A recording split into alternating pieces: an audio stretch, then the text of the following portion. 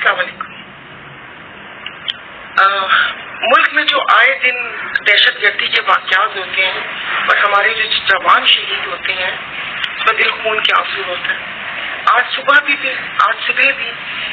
تیرہ میں دہشت گردوں کی کارروائیوں سے جو سیکورٹی فورسز کے جوان شہید ہوئے ہیں ان کی سربریدہ لاشیں مجھ سے گھنی دیکھی گئی.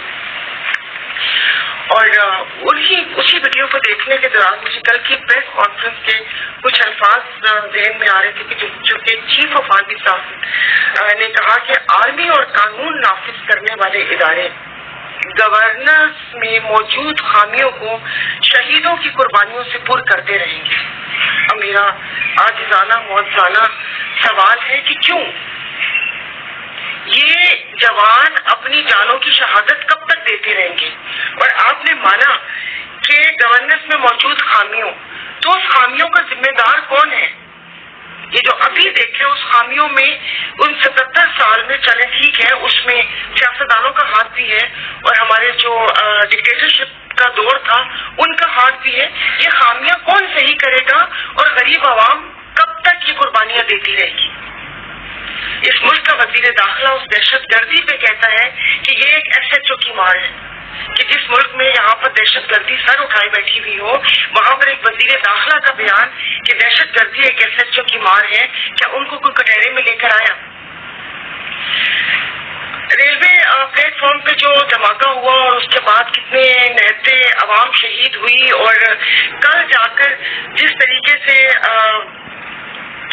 کیا کہتے ہیں کنگ کی برتھ ڈے کے اوپر بلوچستان کی نمائندگی تھی، اس کو دیکھ کے دل دکھا کہ وہاں آپ کی گورننس کی کمزوریوں کو غریب عوام ہمارے سیکورٹی فورسز کے جوان اپنی شہادت اپنی جانوں کا نذرانہ دے کے ان خامیوں کو پورا کریں اور یہ یہاں پر بیٹھ کے صرف ان سے آپ جتنی مرضی باتیں کروا دیں.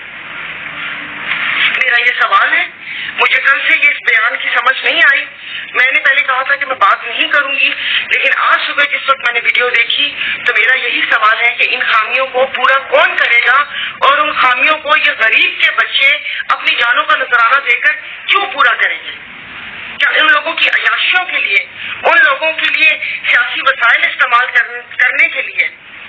اور کہنا تو تھا بس جب ویڈیو غور سے دیکھی تو دور سے کہیں ہیلی کاپٹر کی آواز آ رہی تھی تو میں سمجھی کہ میں بھی شاید وہ بہت نیچے کی طرف ہوں گے اور ان کو اوپر لے کر آئے ہوں گے. ورنہ اس وقت میرے دماغ میں یہ سوال آ رہا تھا کہ جب ہماری ایئر فورس کا جہاز ایک نجی دورے کے لیے 7 دن کے لیے ہائر کیا جا سکتا ہے تو وہ سہولیات ہماری جو سیکورٹی فورسز کے جوان ہیں جو صرف 70-80 ہزار پہ اپنی جانوں کا نذرانہ دیتے ہیں، جو ہماری غلط پالیسیز کی وجہ سے توپوں کی خوراک بنے ہوئے ہیں، کیا ان کے لیے یہ سہولیات نہیں ہے؟ یہ سوال میں نہیں، یہ سوال پوری قوم پوچھ رہی ہے.